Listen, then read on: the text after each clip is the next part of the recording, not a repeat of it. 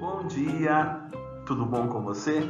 Eu saúdo a todos com a graça e com a paz do nosso Senhor Jesus.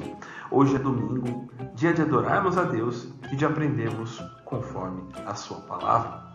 Eu convido você, jovenzinho, jovenzinha, papai e mamãe, a abrirem suas Bíblias no primeiro livro dos Reis, capítulo 10, porque nós vamos estudar o texto.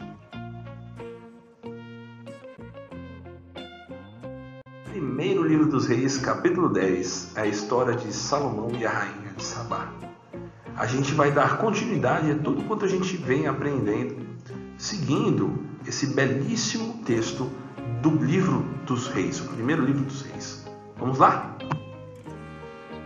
Mas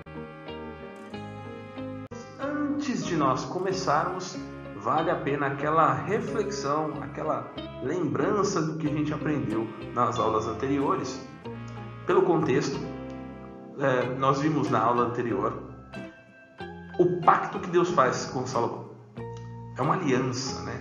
E essa aliança é constituída de uma resposta que Deus dá à oração de Salomão no término da construção do templo. Mas, se você não assistiu às aulas anteriores, vai aparecer um card aqui em cima e você vai poder clicar nele. Vai aparecer todos os livros, todos os estudos que nós já fizemos com as crianças, e você pode ir lá, clicar em cada um deles e gastar tempo com isso. É edificante, é bênção para você.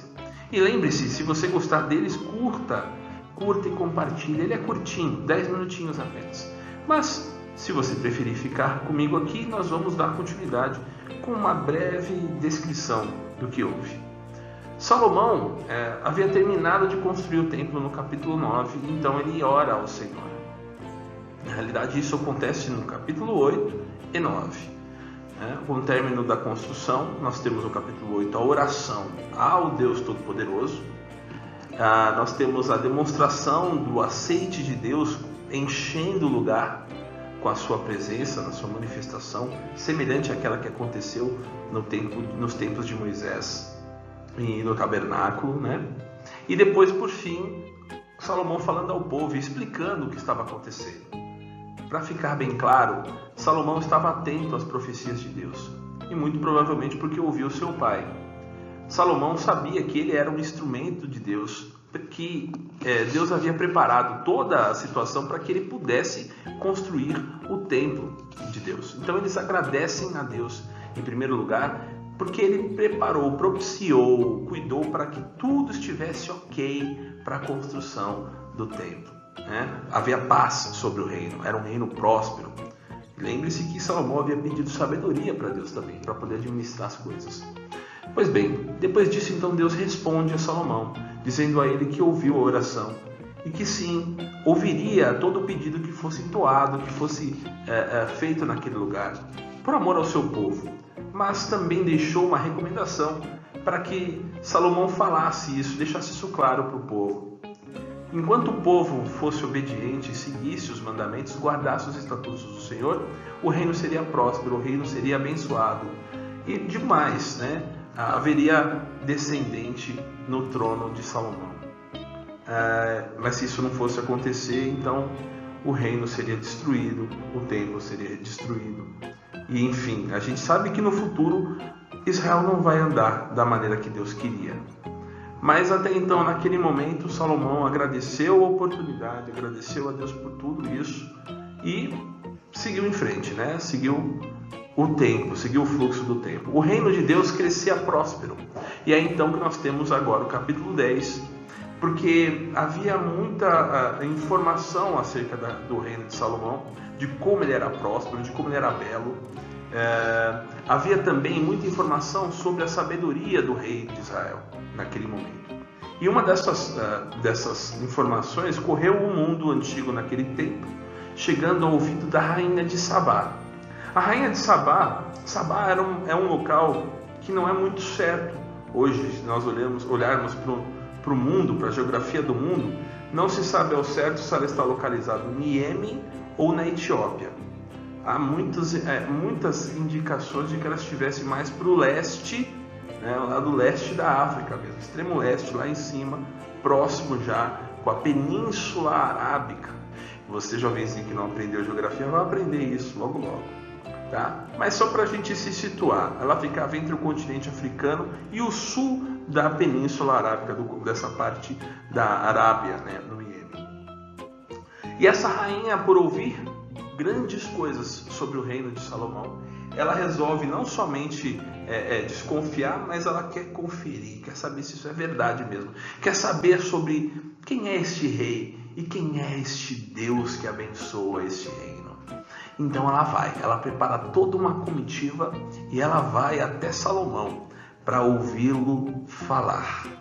Nós vamos ver que no verso 2 ela chega a expor todas as suas dúvidas para Salomão, e Salomão responde todas elas. Vamos dar uma lida no texto. Convido você a abrir o primeiro livro dos Reis, capítulo 10, verso 2 em diante, diz assim: Chegou a Jerusalém com muito grande comitiva, com camelos carregados de especiarias e muitíssimo ouro e pedras preciosas. Compareceu perante Salomão e lhes expôs tudo o quanto trazia em sua mente. O verso 3 vai dizer que Salomão respondeu tudo o que ela tinha de dúvida. Todas as perguntas que ela fez e que pôde, foi da capacidade de Salomão responder, e ela ficou muitíssimo impressionada. Veja o que diz a respeito das impressões dela no verso 4 ao 8. Vamos ver o que diz. Vendo, pois, a rainha de Sabá toda a sabedoria de Salomão, e a casa que edificara, e a comida da sua mesa, e o lugar dos seus oficiais, e o serviço dos seus criados, e os trajes deles, e os seus copeiros, e o holocausto que oferecia na casa do Senhor, ficou fora de si. Ela ficou fora de si, ela ficou impressionada com tudo o que ela viu, não só o que ela tinha ouvido. E olha só o que ela vai dizer a partir do versículo 6, para o próprio Salomão. Verso 6. E disse ao rei, a rainha de Sabá: Foi verdade a palavra que a teu respeito ouvi na minha terra e a respeito da tua sabedoria. Eu, contudo, não cria naquelas palavras, até que vim e vi com os meus próprios olhos. Eis que não me contaram a metade. Sobrepujas a sabedoria e prosperidade, a fama que ouvi.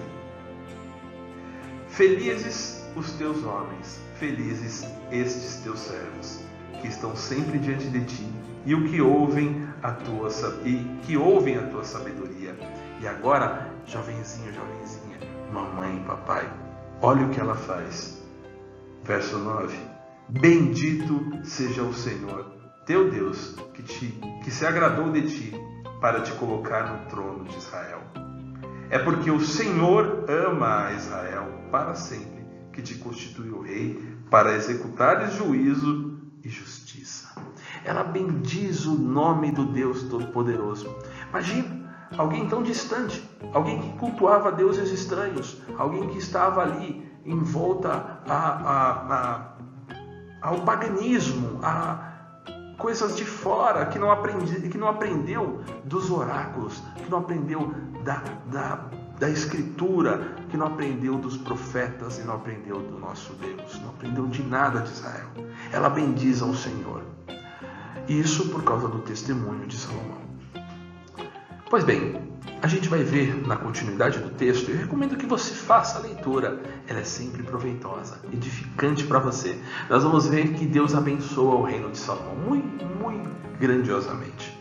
Salomão se torna, de longe, o rei mais próspero que já pisou nessa terra. Vamos ver o que diz o verso 23 e verso 24 no texto.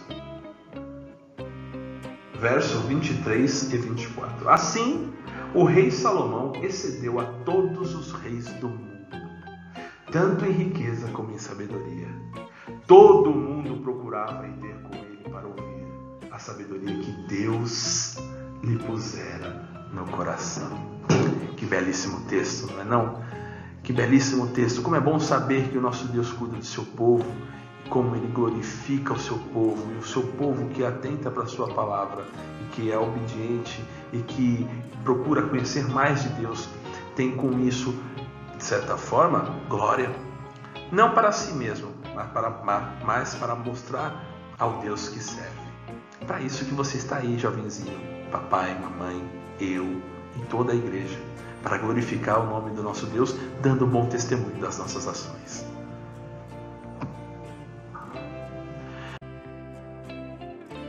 E vamos aos aprendizados de hoje. Os aprendizados. O primeiro aprendizado é: esteja preparado para dar o bom testemunho. Esteja muito preparado. Você que confessa o nome do Senhor, que confessa o nome de Cristo, do nosso Senhor Jesus Cristo, como seu Redentor e Salvador.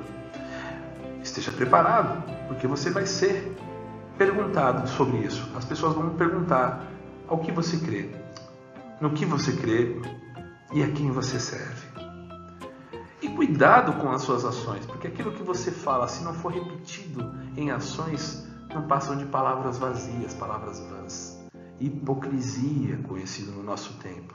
Cuidado com isso, jovenzinho. Não minta para o papai e para a mamãe, não minta para os amiguinhos. Faça as coisas certas, tornando em termos práticos. Faça as lições corretamente. Não minta para o seu professor. Procure fazer a vontade de Deus, agradando as pessoas e sendo honesto.